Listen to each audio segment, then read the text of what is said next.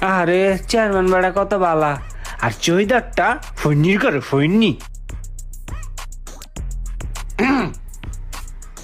শোনো, তুমি লাউ দিছো না চেয়ারম্যান রে? চেয়ারম্যানে তো অনেক খুশি হইছে।